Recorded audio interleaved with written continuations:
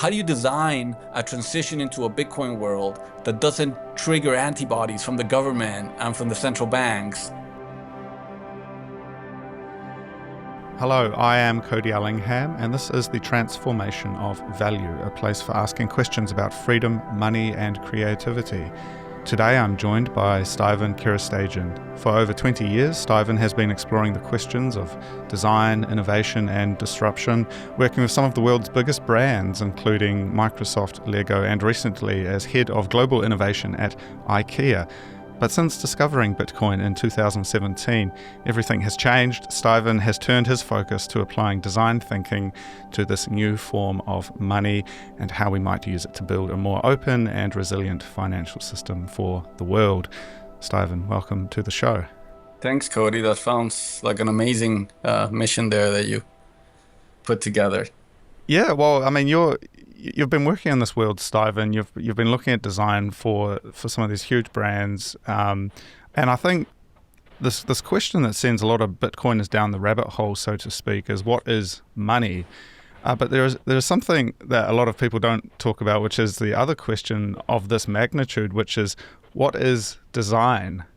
Given your extensive experience, what does design mean to you, Stiven?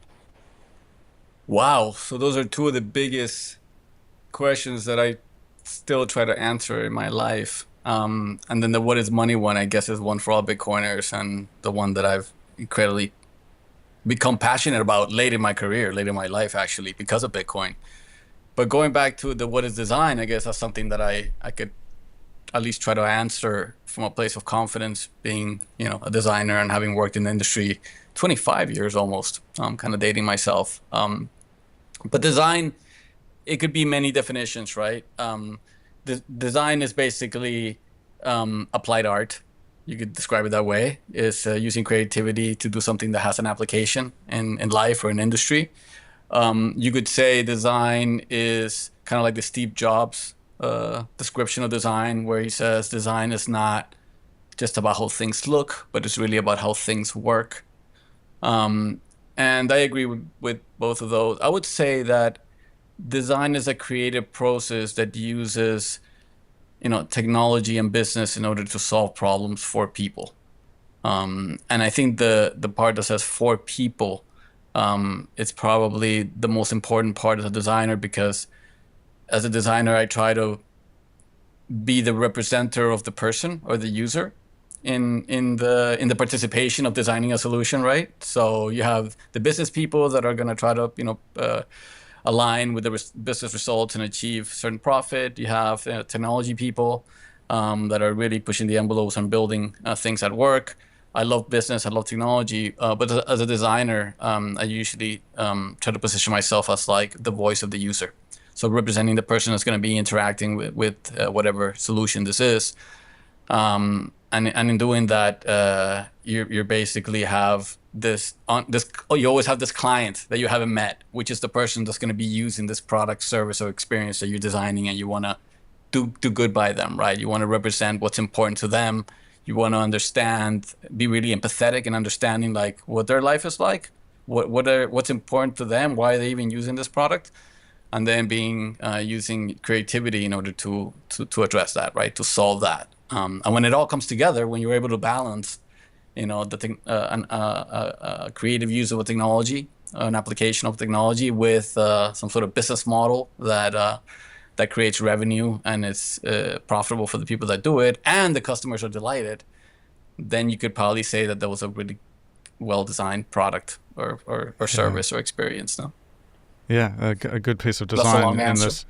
No, that's good. And so we're talking about sort of people-centered design here, and I mean, going back a step, I mean, there's this kind of field of design. I mean, I think it's really something that emerged after World War II, a sort of post-war, this idea of building international design languages. I mean, the classic story of something like the Helvetica typeface you'll be familiar with. It's like used everywhere on street signs and things. came out of Switzerland, and it was this kind of new way of communicating. It's about clarity, it's about communication, about breaking down barriers and bringing people together. And this has kind of come together in this global world we now live in, where maybe people speak different languages, but in a lot of ways, design is a universal language. Everyone knows. Pinch to zoom and these kinds of things that we've found through something like the iPhone, right? These kind of gestures, these approaches to things. And you did write on your X, design is about, number one, how things work, number two, how things are experienced, and then number three, how things look in that order. Because a lot of people do get held up, sort of focused on the visual side of design, right? Yeah. Yeah, the visual side is fun, but it's superficial, right? It's aesthetic. It's the way something looks. Now that could certainly be part of the design strategy in communicating subconsciously to the user how something should be grabbed, the way, the delicacy or something, or which way to approach it, which way's forward, which way's back. So people that are not formally trained in design, they mostly experience design, or they're point at, when they talk about design, pointing at something aesthetic or some form or shape or color or combination thereof, right? And of course, as designers, we have the responsibility to make a final call, final recommendation on those qualities. But if you study industrial design, which is basically a lot of, when I went to study industrial design, a lot of my friends and even my family didn't know what that was. And the way I would describe it, I would say, well, you know how architects design houses and buildings, and fashion designers design clothing. Industrial designers kind of design everything else, right? Like all the products, all the services, combination of all these things. And then when you study industrial design, you really learn this very methodical process of how to apply these tools and these methodologies in order to solve a problem with creativity. So it's a practice. Like, it's not an idea thing. It's not something about, having this sort of skill that you're born with. It's really like becoming really good at a skill. And the skill is applying a process that is a creative process that enables you to solve problems with technology and business and these other things. So yeah, design is a language. And then if you're a big brand, if you want to create like some sort of identity, then you could design your own design language and all of these attributes and all of these aesthetic and visual things that kind of compose and create this universe for you as a brand. But I always take it back to the beginning. For me, it's always about, there's a problem, there's a user, and how do you use creativity and all these other whatever the tools, technology would be in order to solve that problem. So that's what design. Yeah. Well, you said to me before that you had the privilege to design mass consumer products for hundreds of millions of people, and certainly your work with IKEA, which is a huge company all over the world selling, I'm imagining a lot of people have IKEA furniture in their houses, etc. What did you learn from working with a leading global innovator like IKEA about what design means at scale? Yeah, it's the same lessons, right? Like, whether you're designing something for IKEA, the mission of IKEA is to create a better everyday life for the many people. And it's kind of like an awkward translation from Swedish, the many people. But by that, I mean by as many people to as many people as possible. So if you think of the socioeconomic pyramid from the middle, like pointing down. So tons of data about regular folk, regular working folk, family, middle class people that just get up every day and work, and they're trying to build, a little nest egg, a little family for themselves. What are they worried about? What are the biggest problems that they have? And it's kind of the same no matter where you go, all parts of the world. People want the same things, right? People just want more time to do the things that they love, like hang out with their kids, like do their hobbies. They want to simplify their lives. They want to de-stress. They don't want to be stressed about money or paying their bills. They just want simplicity and time. It's very simple, right? So when you're designing a product for IKEA, like, you have to really be designing with that in mind. Same with, let's say you're designing a product for Lego. It's really about play and this expectation that the brand comes with. Every time you buy a Lego product, you have this expectation of discovery and creativity and learning through play and construction building and all this other stuff. So the bigger the brand, the bigger the responsibility is on the product that you're designing, and the less margin for error there is, right? So if you're doing a startup and you're trying to design or create something that doesn't exist, it's the first time ever that this product service experience exists. um, you know, you're taking you're taking a little bit of risk, and you're filling in a lot of areas that you don't have answers for, so you can make mistakes. But when you're designing a consumer mouse for Microsoft in a specific category where it's consuming, where it's, they sold 20 or 30 million last year, and this is the new version, there's no room for mistake. Like you have to get everything right. You have to get the ergonomics right. You have to get the colors right. You have to integrate the right level of technology, whatever it may be at that stage of what you're doing. So that's what when you're designing products for large brands, you really rely on the process. The large brands can rely on individual creativity or skill sets. They have to rely more on teams and processes and validation, and kind of going through that whole journey that lowers risk, and sort of ensures that you have a successful product in the market. I sort of Yeah. specialize in creating those teams and building those capabilities. So it's all really from creating a systematic iterative process where you're really understanding the users, you're up to date with the latest technology, you know what the competition is doing, you're kind of like, you know where the technology is going, and sort of like fads and fashion and things are. You sort of combine all things to launch the right product at the right time with all of these things balanced. And to do that, it's just a lot of really hard work, really. It's just hard. It's Yeah. just a lot of hard work and iteration. And a lot of people think it's more creative and fun, but it's really, yeah, there's creativity involved, but it's a lot of hard work. Yeah, it's proof of work. It's Exactly. it's fascinating. I'm really keen to understand your Bitcoin story, Stiven, because you had this incredible career working with these big brands on design, but then everything changed for you when you discovered Bitcoin. Tell me about that. How did you find out about Bitcoin? Yeah, I mean, I stumbled into it as many people do. Like when you work in design innovation, you're always looking at new technologies, and you're doing it so often that it's like, every day you, okay, some new company, some new whatever, some new business model, some new gimmick, some cool new thing. So you're constantly gobbling through these things and sort of categorizing them in your brain, or you have some tools, and you run into technologies, and then you kind of, okay, this is kind of cool, this is kind of interesting, has some potential, but it's hard to tell when you first take a glance at something if it's just one more thing, right? So the first time I saw Bitcoin, like many other people, I said, oh, this is really cool. It's a pipe dream. I don't think it's gonna work. I forgot about it. And then in 2017, when all the hoopla all of the what did they call them, the ICO? ICOs, yeah, the ICO Yeah. boom. Then of course, in my regular work of just innovation and being up to date with all the disruptive technologies, like, okay, this thing is just kind of still hanging on, and sort of keeps coming back. This whole crypto space. And then I went back into it. So this is like summer 17, and I really looked into it. I read the white paper. I started reading some of the books, and I started, I joined Bitcoin Twitter, basically, or Bitcoin X now. And Yeah. then that really just opened it up for me. Like, I guess if you're a creative person and you work in innovation, you're more open-minded to new things.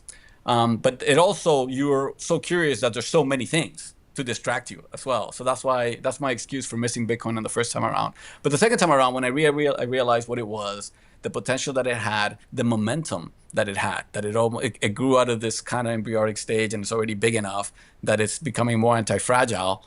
It just started cannibalizing my brain, man.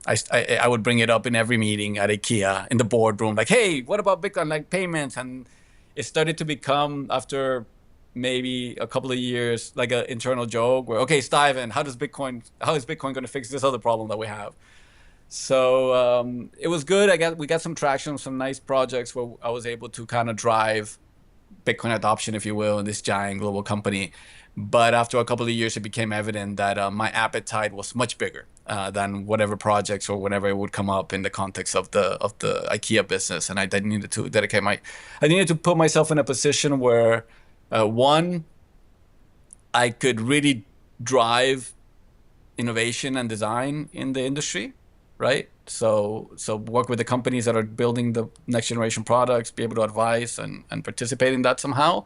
And then two, um, I guess do like the Jeff Booth thing, stop being a hypocrite, and like participate in the system that you really believe in, like exit the fiat system You wake up every morning, you contribute to this large global company, you're contributing to that system, right? If you really believe in this system and you've convinced yourself and you've done the due diligence and you're several years in, then you start to get this pressure. It's like, all right, well, I guess you can just like be a participant on the side and save in Bitcoin, or do you really want to, you know, impact the industry and have some sort of be an active participant in this transformation, this revolution. So then when I woke up too many days in a row having that itch, is when I it became pretty evident that I had to walk away from what to more designers is a dream job, right? To start up as a designer, end up being head of global innovation at large organizations is not a very common thing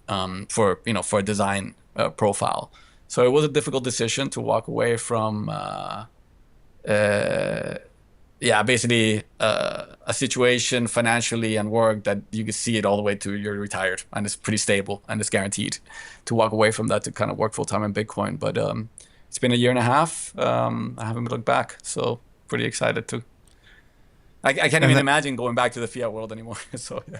Yeah, and that's incredible. And I hope you don't mind me mentioning, but I mean, you also sort of relocated your life. No, we went full in. No, so I was living in Scandinavia for the last little bit over a decade, working at these large companies, Lego, IKEA. That's where their headquarters are.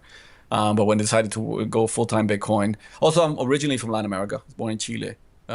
So the plan was always to come back to Latin America, but we decided to do a little bit of a detour and really kind of spend some time in El Salvador to really understand, instead of just reading about it or, like just to really experience what type of transformation and where are the wedge points where this technology really begins to transform society, and specifically from the Latin American perspective, where in El Salvador you have a very exaggerated situation where you have a country that a couple of years ago was really underdeveloped and really had some major structural issues and still does, and the just dramatic transformation that Bitcoin and a few other aspects, it's not just Bitcoin, but just to learn from that and to really see how it's like from the grassroots perspective, people learn about it, and then from the top down, the banks and the large organizations.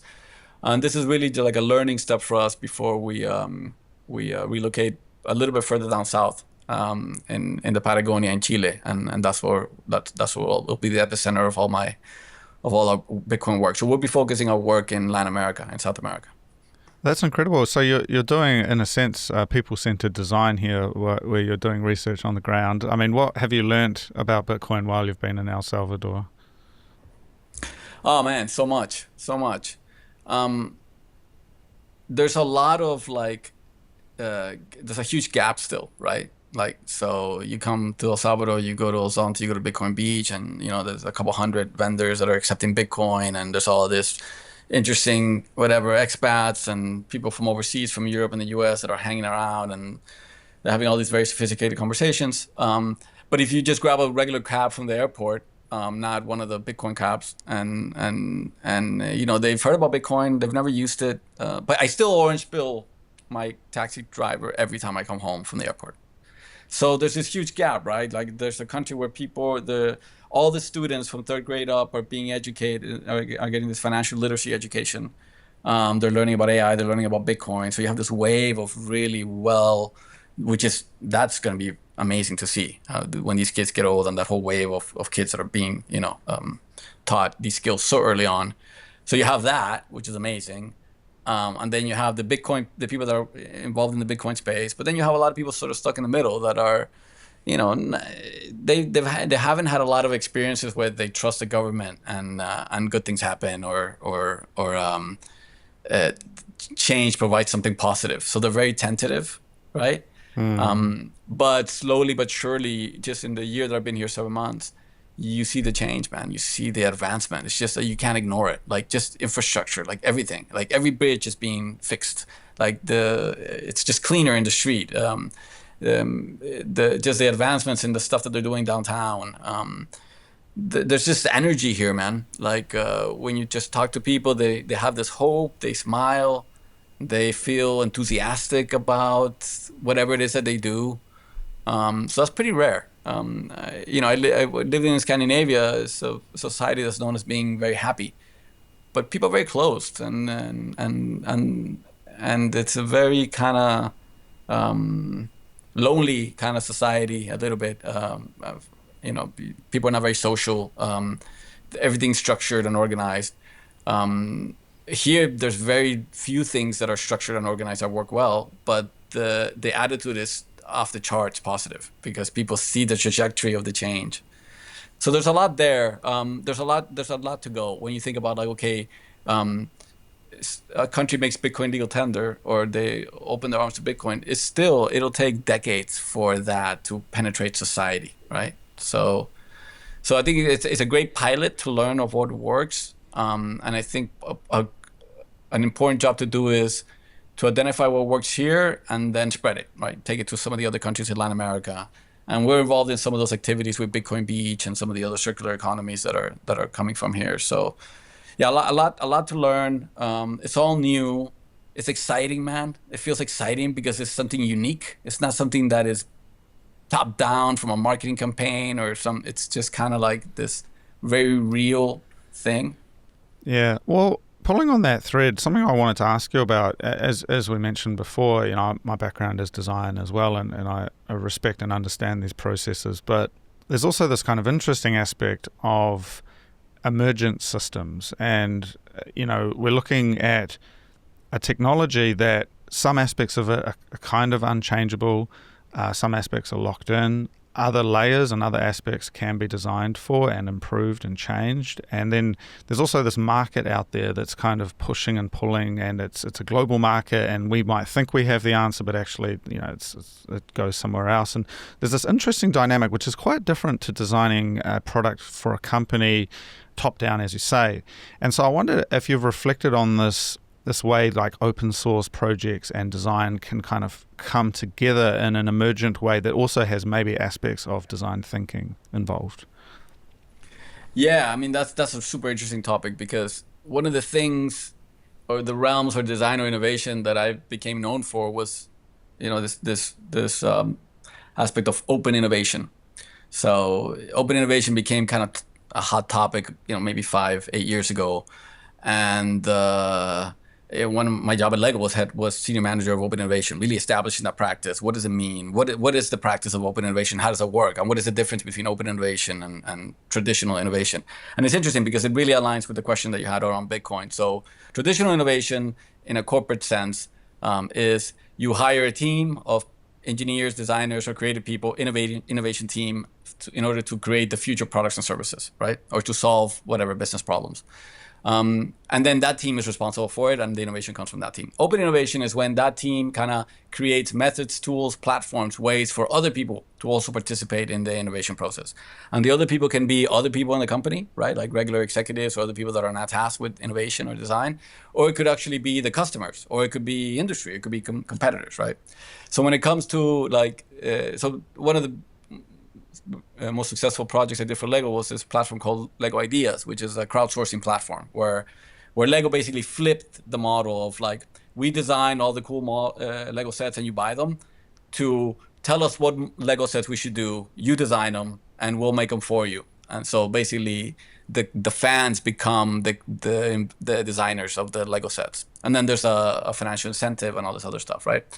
So I learned a lot about open innovation. On open innovation, the magic trick to open innovation is that it's not that instead of having the experts design it, having the crowd design it. It's not instead of. It's yes and is together with, right? So it's about having the experts that are really deep, for example, in a technical space. For example, like the Bitcoin core developers, they're the experts in the code, right?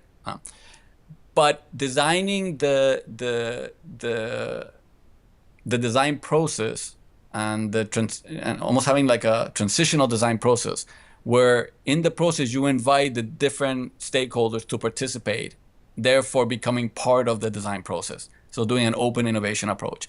And I really think that that's what Bitcoin is, right? So Bitcoin is open source software. It required one lone genius to kind of put it all together and say like, this is the thing, right? But then after that, it really requires this collective effort, and very complex, in order to improve or nudge or tweak or build on top of or evolve in time.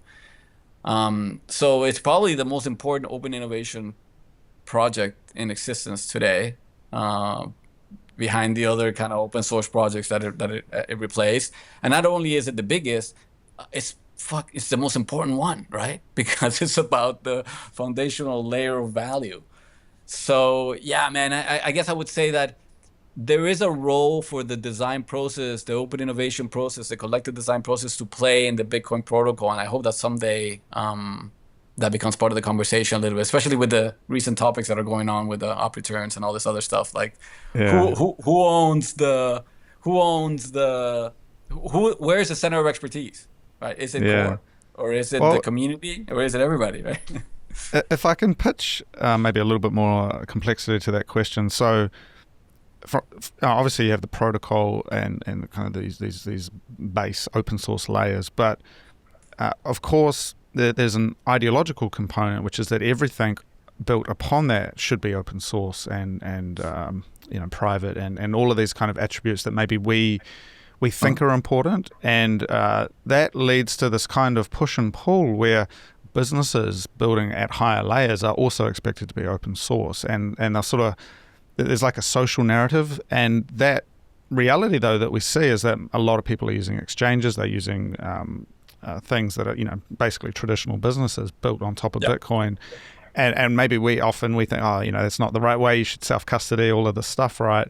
And there's this kind of push and pull between the convenience for someone who maybe doesn't care about the ideological aspects, and then this kind of the bigger idea that actually birthed the whole thing. So sorry, there's a little bit of complexity there, but how would you unpick those ideas?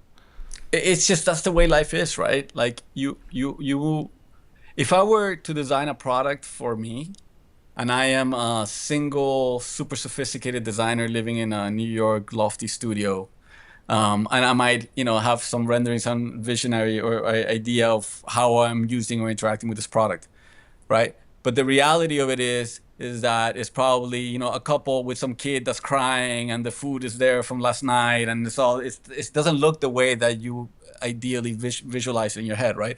So that happens all the time. It's like you're not designing products for you or for this perfect persona that you visualize. You're designing products for real people that have real needs and have real priorities and considerations and worry and things that they worry about, and just lives, right? They have their lives. So I think that just is amplified in the Bitcoin space, where you have the Bitcoin maxis and a lot of the co-developers, people that have been here for a long time. They have these super strong ideas about Bitcoin the movement, right? Or Bitcoin the cultural movement, or Bitcoin the ideology, right? And I agree with a lot of those things. I mean, I align myself with a lot of those thoughts. Just like I align myself with having this perfect studio kitchen or whatever, that everything's clean and neat and simple. But that's not the reality of my life, right? That's not the reality of my life. The reality of most people's lives is that if you take the time to explain to them what self-sovereignty is, they'll agree with it and they want it. And that's the last time they'll think about it until they see you again and you bring the subject that subject back to them again. Like these things that we at Bitcoin Maxis are super passionate about, 99.99% of people don't care about, and they will never care about. It's not that, let me just explain it to them a little harder, and then they'll develop the sensitivity to these. They're never going to care about it. And it doesn't make them stupid or dumb or anything. They're just people. They're getting up in the morning, they're feeding their kids, they're running off to school and to work, they're trying to get some exercise done, they're trying to learn something, they're trying to live their lives. They don't have time or energy in their lives to care about these things. So we need to design products for those people, because if not, we're just designing products for what, 10,000 people, 10,000 Bitcoiners. How many of us are there that really feel this way? So I don't believe that we should. I mean, there should be products that are super aligned with these values, that are completely open source, that are privacy oriented, all these things, and there will be other products that are solving other problems for other people that don't care about that. And it just depends what market you're designing for, and what person you're designing for. And we should just get away from it's two separate things. I really align with this thing. It's like there's Bitcoin the tool, and then there's Bitcoin the ideology. And you could do either one. You don't have to do both. You could do just the tool. Yeah, I think that's an interesting question for me. I have reflected on this because, I mean, obviously both of us are. I got a little bit X in the corner there. I got my Node. We got all the gear and the stuff and I would like it. It's geeky. It's cool. I mean, I love it. Yeah, But I it's know that most people don't care about it. They actually think it's geeky and dumb, and what's the point, right? Like, yeah. And I mean, not to drag it out, but like on that note, I guess I'm really interested in this IKEA experience that you've had, right? Designing for what's almost 1 billion people potentially in the market for this furniture and these items, and you've got people from all corners of the world. I have an IKEA here in Japan. It's all over the world, different languages, different people, and one of the challenges is if you have this kind of ideology about the way it needs to be, and it's all locked in, it actually becomes exclusionary, and it actually goes against maybe some of the ideas of design about bringing it to meeting people where they're at, trying to understand what their pain point is. What is the challenge that we're trying to solve for? Because in some places maybe it's an inflation question. We don't like seeing our value decrease, but for other people, maybe they've got other priorities. They're trying to just put food on the table every day. Maybe they can't even use traditional payment systems. They're in a country that doesn't have Visa, credit card systems or whatever. There's all these different use cases, right? And I guess zooming out, I mean, how do we approach this? I mean, do we need? Is this where companies come in and they find the problems that they can solve, and then there's an incentive for them to solve that problem, or is this something that happens at an open source level? I mean, what are your thoughts on that? It comes full circle to where we began the conversation, right? Applying the design process. That's what the design process was designed for, and that's literally what it is.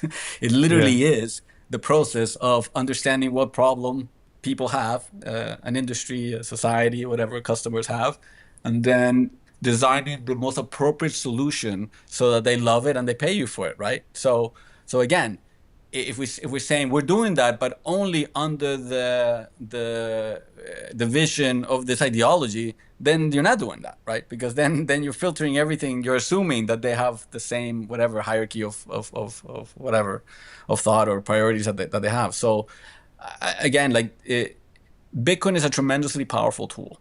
It's tremendously powerful. We're just beginning to understand all the different things that we can do with it. But just with the things that we already know we can do with it are tremendous. I mean, all the stuff that you can do with energy, the stuff that you can do on sovereignty, savings, banking, payments. I mean, it's amazing, right?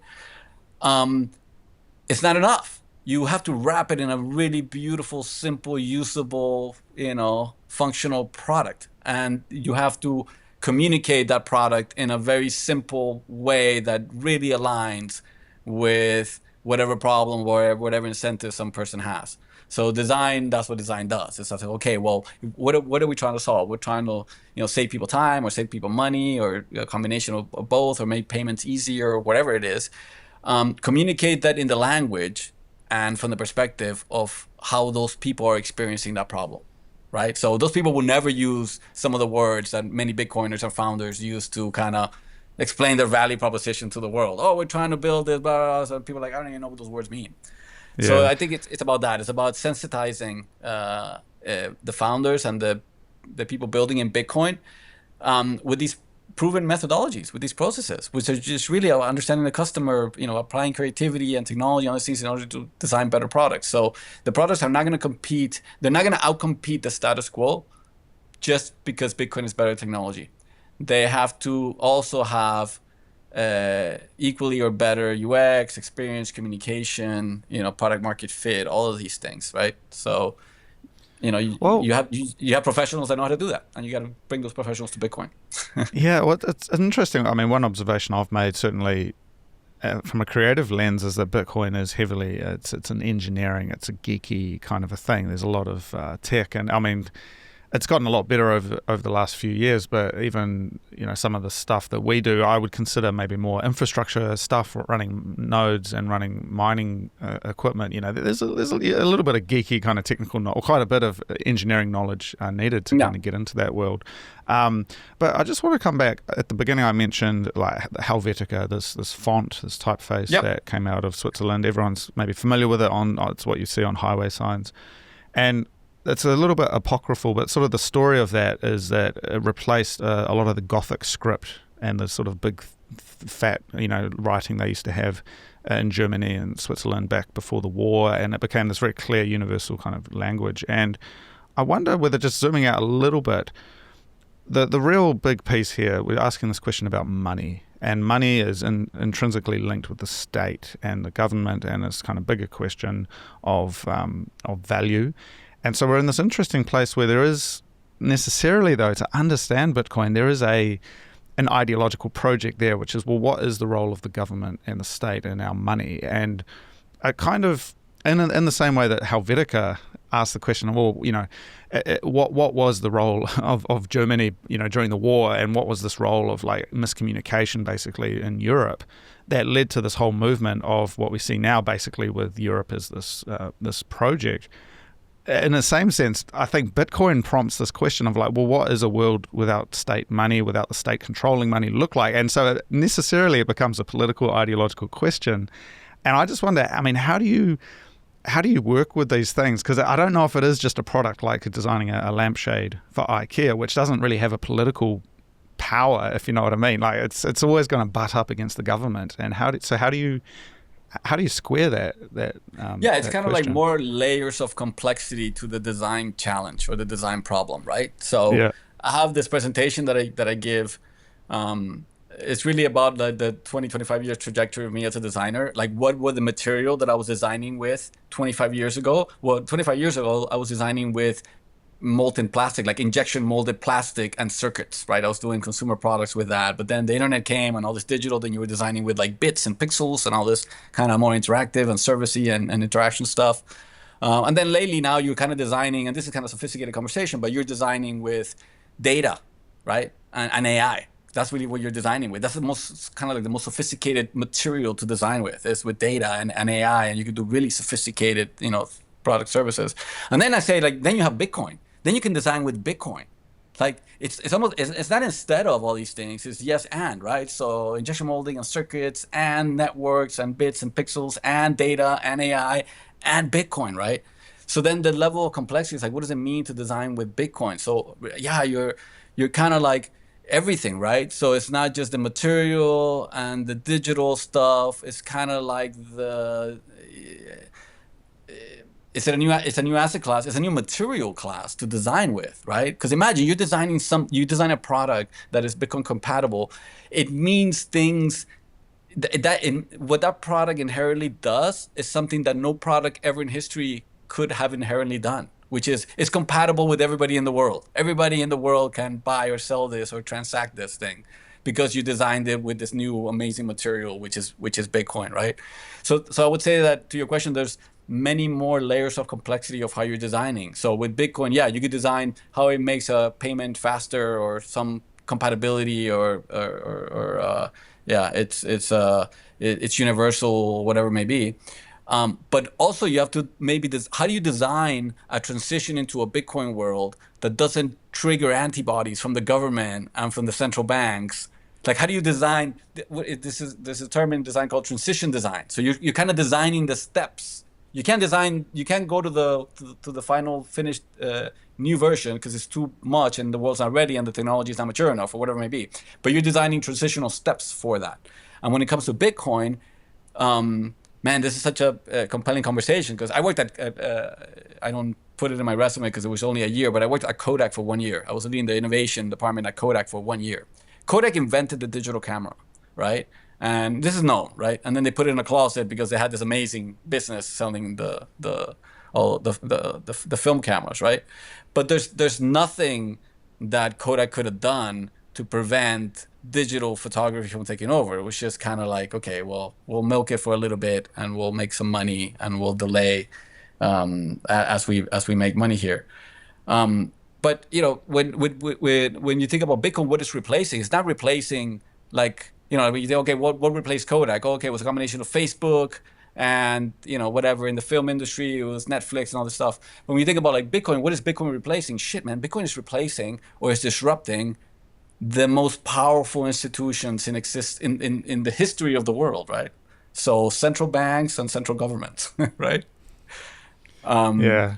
so then how does that play out, right? And how do you design a transition, or how do you design the steps going from a world where Bitcoin doesn't exist to a world where Bitcoin replaces a lot of these things?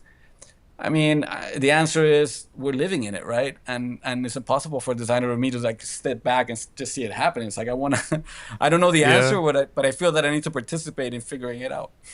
Well, on that note, so I think we're on the same wavelength with this, because the engineering mind, I think, wants more certainty. It wants to see Mm, at a protocol level that this is happening in the way it was expected, and it's doing mm, what it is expected to do. But I think we're thinking maybe more in this visionary creative space where it's playful. And I'll give you an example of that. I'm just the dude, right, doing this thing. But I've had these conversations with very high level people, including former governor of the Reserve Bank of New Zealand, former governor of the Bank of Japan. These like central banker dudes. I've been in the room with them, and I'm like talking about Bitcoin, and I'm wearing like my funny clothes and my orange trousers and stuff, and I'm like this crazy dude. But it's like the whole pathway to me getting to those conversations, having this podcast, meeting other people, traveling around the world. It's like that's just only been possible through Bitcoin, and like, I don't know. It's kind of strange. It's like a real It's provocation. it's the strangest thing ever, man. Like the people that Yeah. I'm hanging out with now, who my friends are, like all the people that you met, and the only reason why you met them is because of Bitcoin, or like when you go to a conference and you meet some new people that you haven't met before, you know that you kind of aligned 80, 70, 80% already just because they're at a Bitcoin conference. And a lot of Oleg, the head of Focus, says Bitcoin it's an IQ test. So basically saying like there's a group of people for whatever reason, maybe they're quirky, maybe they're like working innovation like I do and they're always looking at new things, or they really love technology and they study computer science, or they're into whatever, soul sovereignty, whatever. For whatever reason, there's this group of people that came onto Bitcoin before the rest of the world. And it's like there's like a gap there. These people keep getting richer, deeper understanding of Bitcoin and the potential and everything that's happening. And then these other people are just ignoring it, or just they've heard the word but they don't know anything about it. And like and there's this pressure building up. Like eventually, there's going to be some sort of balancing out of what happens here. Yeah. But how do we make it as least painful as possible, right? How do we design products and on ramps for these people? And I think that most of these people are going to be using Bitcoin without knowing they're using Bitcoin, right? Nobody knows how a cell phone works. Nobody knows how TCP/IP, the internet works. They just use it, right? So to me, that's the role of design. It's like people don't need to understand Bitcoin or know how it works in order to benefit from it.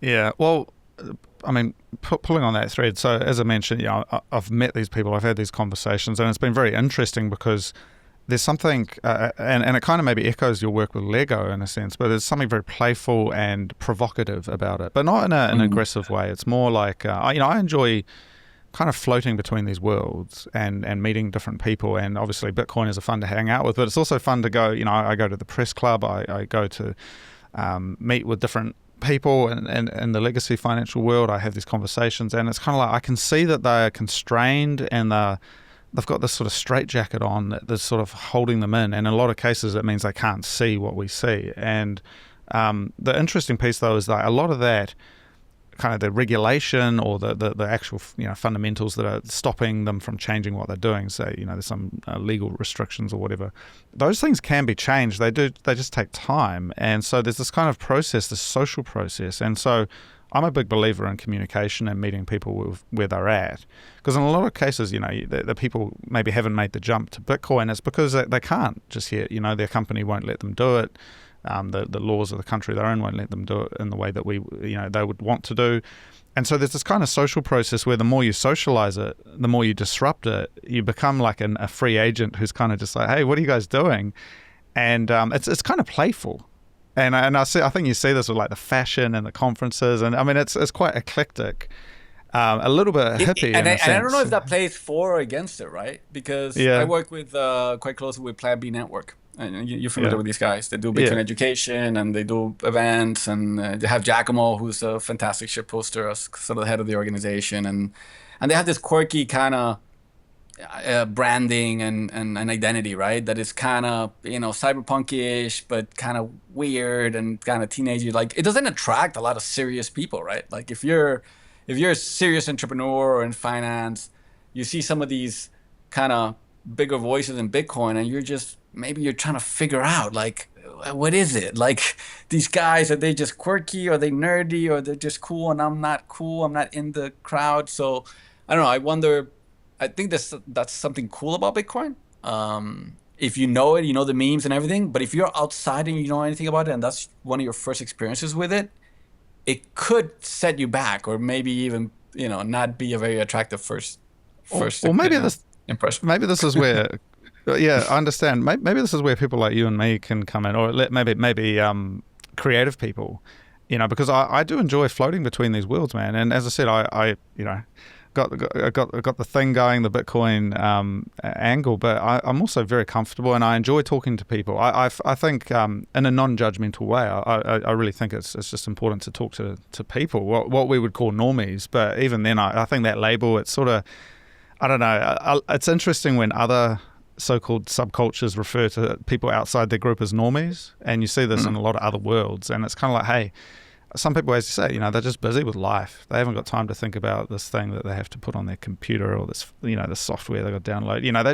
They haven't got time to think about it. And so I think coming at that like in a non-judgmental way, and it's like, well, hey, they're busy. Also, it's not relevant to them, man. Like, yeah, I also Yeah. enjoy. I mean, being a senior executive at these giant companies, I'm super used to walking to the boardroom, and you gotta. It's an art form of what you say and how you say it. If you want support and all these, sort of things, and you got to be empathetic to these people, their jobs and their reality and their family. They're just not aware of all the stuff that you're doing. So all of this Bitcoin kind of meme stuff and this vocabulary. I mean, we have a design. We have a vocabulary in Bitcoin, really. I mean, there literally is like a vocabulary. It's like a subculture, right? It's weird because if you've been in it long enough, it seems pretty normal and like all these words. But just step 2 meters outside your house and if people would overhear us talking, they don't know what half these words mean, right? So I don't know. I think we make a mistake as Bitcoiners when we take that to the regular world. Like if it's something that it's gonna, I don't think that's gonna scale. Like that cultural click thing is only for the people that are already like this. Like it's us. It's like the geeky nerdy people that are into Bitcoin, the early adopters. Like that culture, I don't think is compatible at a large scale. Like a lot of people I don't think, I don't know. Maybe Yeah, I think I agree. I think there's different priorities that people have, and I mean, of course, money is important, but I mean, it's not really just about the money, because I mean there is risk. Obviously the risks are yeah, what if kind we're of wrong? known. Yeah, what if we're wrong? And the counterfactual, there's whole the power of the government and the kind of the nature of economics. Like there's lots of things there that I mean we should be maybe a little bit humble about, that maybe we don't know, because again the question earlier around design versus emergent creation, I come back to someone like Friedrich Hayek, the classic Austrian economist that everyone maybe quotes. They look at Austrian economics for Bitcoin insight, but Hayek said, the curious task of economics is to demonstrate to men how little they really know about what they imagine they can design. And he also says, order generated without design can far outstrip plans men consciously contrive. That is to say, sometimes things just happen, and there's maybe just a confluence of events in the world. You have And to leave space for it. I mean, it's about yeah, like, yeah, I talk a lot about process and sort of this more linear, methodical thing to arrive at an opportunity to some sort of solution.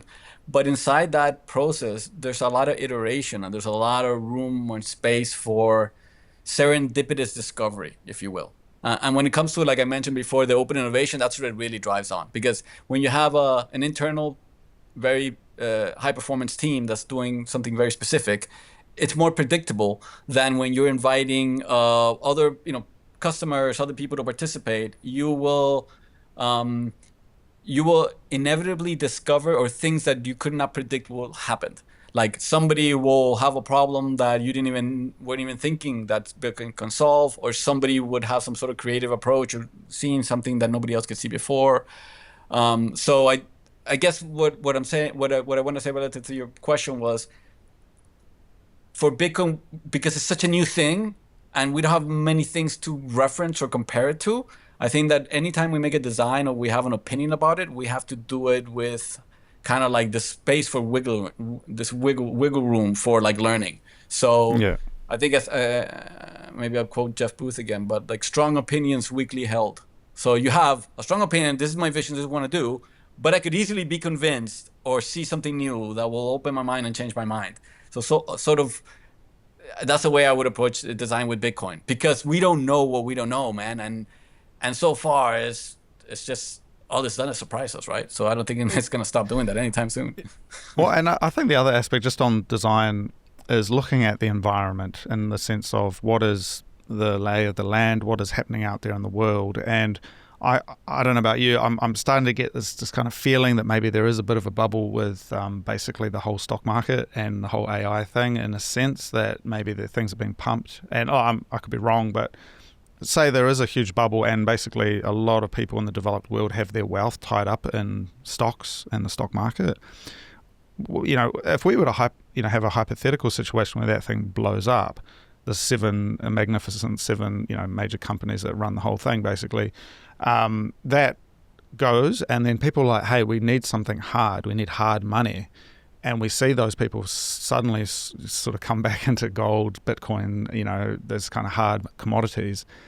That could be like, again, one of these things that it doesn't really relate to what we're designing with our Lightning wallets, but that's like the kind of environmental backdrop that could happen. I don't know, but that could suddenly be like, hey, everyone suddenly reassesses everything they're doing, because suddenly real estate, stocks, equities, all of these things are just like tanking.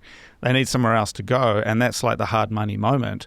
And it's hard to get your hands on gold. So what are you going to do? You're going to go and get some Bitcoin that you heard about 5 years ago. You're kind of describing what's slowly sort of happening, right? I Yeah. mean, and we had a Yeah. little mini crash or too many crashes in the stock market this week.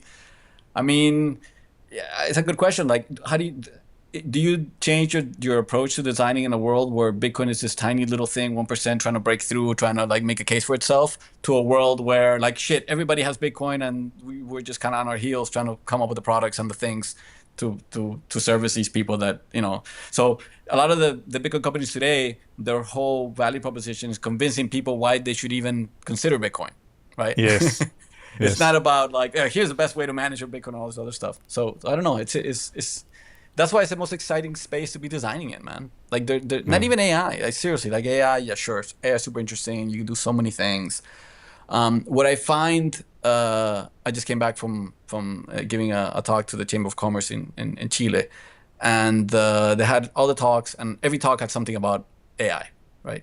And I was the only one that was going to talk about Bitcoin. And I really drove in the point and wanted to talk about Bitcoin. And my position on that is that, like, look, I think AI and Bitcoin are by far the most, transformational, revolutionizing, disruptive technologies, especially today. But the difference is that everybody knows AI is, and everybody's talking about it, and everybody's getting consultants, and everybody's doing something about AI. Bitcoin is equally impactful, and almost nobody is prepared or doing anything or even getting ready, especially large corporations. It's tiny. That's a tiny percentage of the companies who are educated or have any sort of plan for adopting Bitcoin or integrating Bitcoin, whether it be in the in the treasury or into the products and services. So the gap between the opportunity and the kind of people people working on that opportunity, there's a much bigger hole to fill in Bitcoin than in AI, I would say. And the potential impact of both technologies, I could almost argue that Bitcoin is bigger. So Yeah. there's like a disbalance of people focusing on Bitcoin talent, creatives, designers, founders, technical people. So that's why I think there's a huge opportunity there. It's like there's like an arbitrage, there's a mismatch there from demand and supply that'll soon become very evident, I think. Yeah, I think I agree with you. There's sort of why Bitcoin, and especially in a lot of places, where the money is maybe not so great, but it still works, and it's it's manageable. It's kind of it's decaying at just slow enough of a rate that you don't really care about it in above the noise of your daily life. And I think what we may see is that continues along for some time, but in other places maybe it accelerates. You get this kind of global chaos happen. Maybe I don't know, maybe some kind of bubble with the stock market, and then that suddenly pushes people towards looking at alternatives. But it's kind of like, what are those pain thresholds?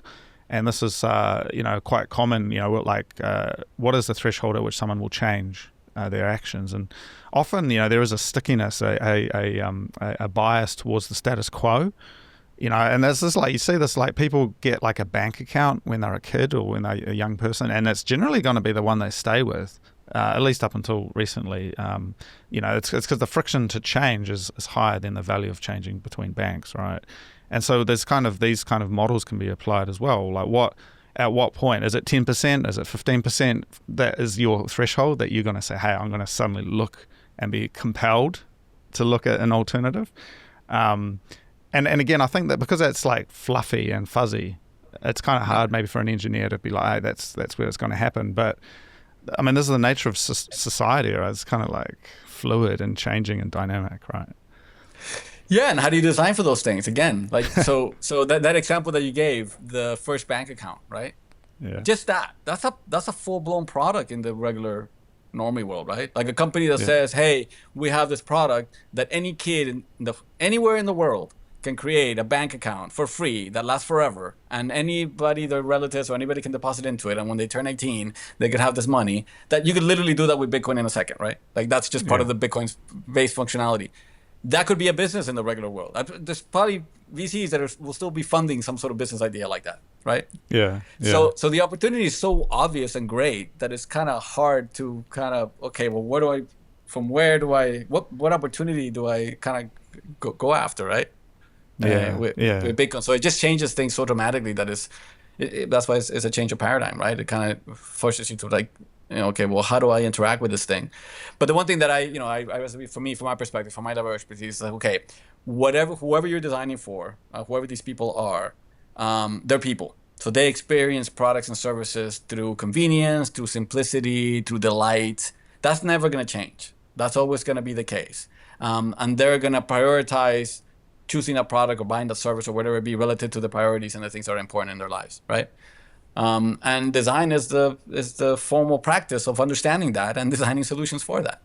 So if you have the most powerful tool to solve problems for society, oh man, what an awesome opportunity to apply world-class design to that most powerful tool and design products that are not just cheaper, faster, more intuitive, like orders of magnitude better. But it's not so hard. Again, that example that you just shared is that. Just think about that for a second. It sounds normal in the Bitcoin world, but 10 years ago, outside of the Bitcoin world, what if I had a product that every child in the world could be born and have a savings account that lasts forever, that nobody can ever take away, that is there and that's a product that you can do with Bitcoin. And that's just one out of thousands of products that you can do, man. So I don't know, man. As a creative, as a designer, you got to just smile at that and be like, wow, man. Yeah, there's a real opportunity. And look, man, I think, again, my kind of, my antenna, the vibes out there, I think the world is changing. I think maybe there has been reluctance, and there's a lot of people, they require convincing, even though number go up, that is pretty convincing on its own. But I would have thought by the number go up level that it's now, more people would just be just because of that. Yeah, but I mean, as I said, look, I have compassion that I understand still people are a little bit skeptical of it, and there has been number go up in other aspects of the economy, especially stock market, and so there is something going on there. But I do think these narratives can change on a dime. And again, I'm reminded of the Helvetica story, the idea of having typeface fonts that are just easily communicated and make it clear. I'm reminded of the internet story, having this global peer-to-peer money. It kind of echoes the way the internet sort of was designed to connect people together, and whether even though that came from the military originally, which is quite interesting. But the bigger piece here is that there is the possibility that we're entering a new narrative story time where the world's approach to money, to value, is able to be shaped. And I think this is where the human stories can really help, and maybe what you're seeing in El Salvador, what we're seeing in Latin America is really interesting. There's kind of a humanizing aspect. It's not just about, getting rich, number go up, but it's actually like, hey, this is helping families, it's helping people save. There's kind of like a good story there. And I think telling those stories is really important as well. And kind of sharing that kind of human aspect of it beyond the technology. Yeah, because the technology kind of disappears, right? Like if you live in a world where anybody can exchange value with anybody, right? And the entry barrier is super low. It's basically a $50 phone. And then you just step back from it and say, like, what will people do? It's a superpower, right? This new thing. Anybody, I can exchange, I can create value in exchange. I get paid or send money to anybody in the world. Nobody can stop me. So that's the thing. It's like, what will people do? That's amazing, right? Like, as a designer, somebody who's building a product, okay, I will do this. But the real interesting thing is like the culmination of all the creative people coming up with ideas and things. This, what will people do? And they will do some amazing things, right?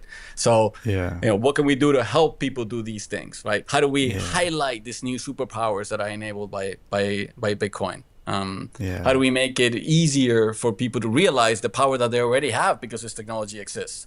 Those are communication problems, right? They're like perception problems. They're like when like every time I talk to a cab driver from the airport at home, and I ask him about Bitcoin. Of course, he's heard about it because he lives in El Salvador, and he hasn't used it. And why haven't you used it? And then he might have this perception of like he doesn't want to be stuck, or it's going one time it went down, or he can't change it.